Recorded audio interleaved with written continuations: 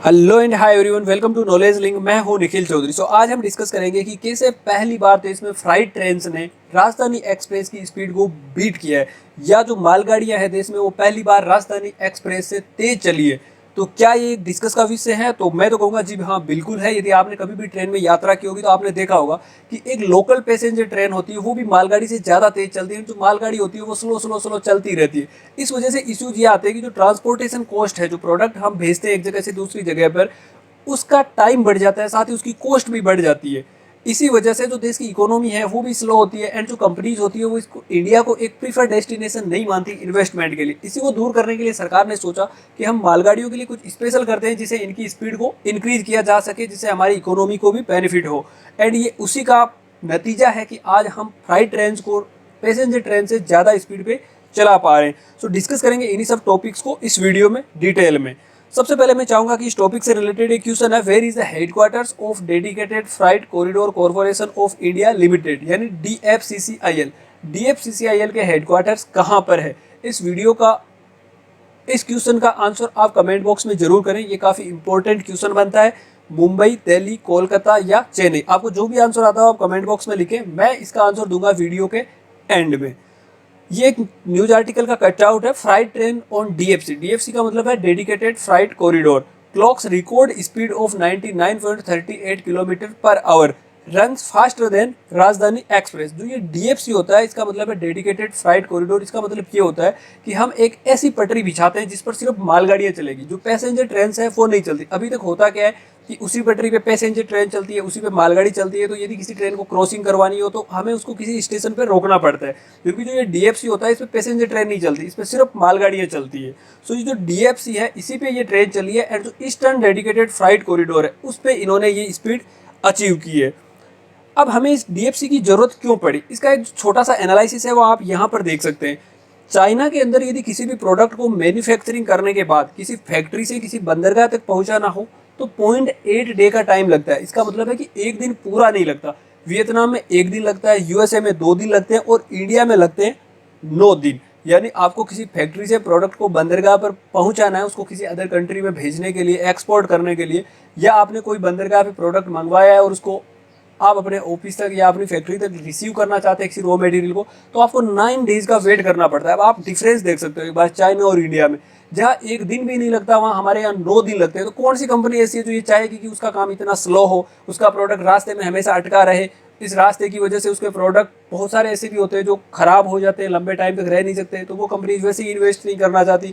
तो इन सब बातों को सुधारने के लिए गवर्नमेंट ने ये प्लान किया कि हम क्यों ना इन ट्रेन की स्पीड बढ़ाएं, जिससे कि एक ट्रांसपोर्टेशन की स्पीड बढ़े इंडिया में भी और कंपनीज यहाँ पर इन्वेस्ट करें। सो इसके लिए सबसे पहले 2005 में इंडिया और जापान ने ये अनाउंस किया कि ये मिलकर ये फिजिबिलिटी सर्वे करेंगे कि क्या इंडिया में फ्राइट ट्रेन को चलाया जा सकता है, एंड जापान साथ ही इसमें इन्वेस्टमेंट भी करेगा। सो इसी की बदौलत इंडियन रेलवेज के अंडर एक कंपनी या एक डिपार्टमेंट बनाया गया, DFCCIL, जो टोटल इंडियन रेलवेज का ही एक पार्ट है। एंड इसकी जो एस्टेब्लिशमेंट, इसको जो रजिस्टर किया गया था वो था 2006 में। तो ऐसा नहीं है कि ये कोई अभी बीजेपी गवर्नमेंट आने के बाद में इस पे वर्क हुआ है, ये 2006 से ही चल रहा है। लेकिन हाँ, ये जरूर कह सकते हैं कि 2014 के बाद में बीजेपी आने के बाद में इस पे थोड़ा स्पीड से काम जरूर हुआ है, एंड उसी के बाद में ये अक्सर न्यूज़ में भी रहता है। सो अब हम देखते हैं कि हमारे देश में अब तक कौन कौन से फ्राइट कॉरिडोर्स तैयार हुए हैं। यदि हम 2006 से इस पर काम कर रहे हैं तो कुछ तो तैयार होना चाहिए। तो हाँ, इसका कुछ रिजल्ट आया, लेकिन अभी उतना नहीं आया जितना हमने सोचा था। हमने उस स्टार्टिंग में 2 कॉरिडोर प्लान किए थे, जो थे western dedicated freight corridor and eastern dedicated freight corridor. ये भी अभी तक कंप्लीट ऑपरेशनल हुए नहीं है। ऐसी उम्मीद है कि ये 2022 के एंड तक कंप्लीट ऑपरेशनल हो पाएंगे।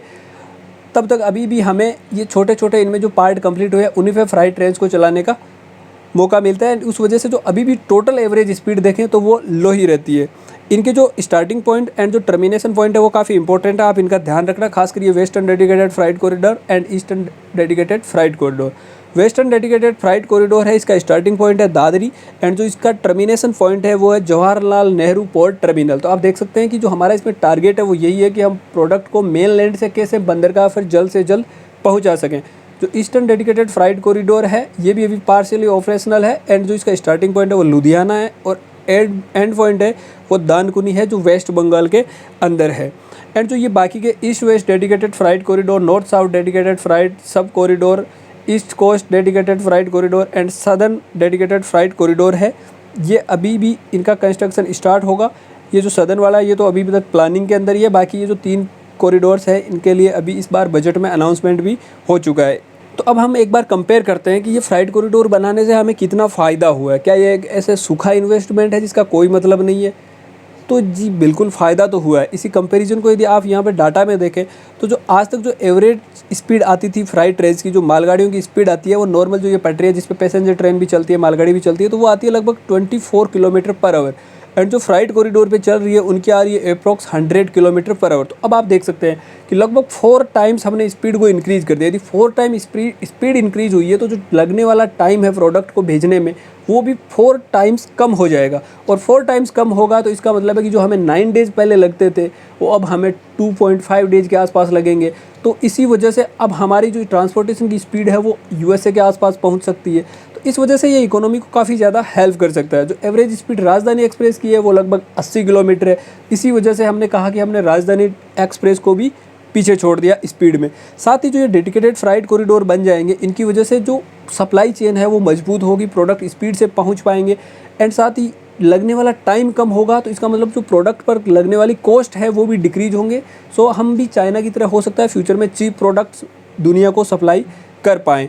एंड इसकी वजह से जो पैसेंजर ट्रेन्स है उनकी भी स्पीड बढ़ेगी। बहुत सारी पैसेंजर ट्रेन ऐसी होती है जो अभी कम स्पीड पे चलती है, तो उनकी भी स्पीड बढ़ेगी क्योंकि जो इन पटरियों पे लोड है जहाँ पे पैसेंजर ट्रेन चलती है, यहाँ पर जो मालगाड़ियाँ चलती है इनको शिफ्ट कर दिया जाएगा डीएफसी पर।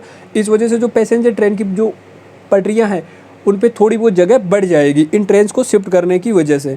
सो जो हमारा क्वेश्चन था उसका जो आंसर है DFCCIL का हेडक्वार्टर्स कहाँ पर है, उसका सही आंसर है दिल्ली में। आई होप कि आपको ये वीडियो पसंद आया होगा। यदि ये वीडियो आपको पसंद आए तो चैनल को सब्सक्राइब जरूर करें, साथ ही वीडियो को लाइक एंड शेयर जरूर करें। थैंक यू दोस्तों।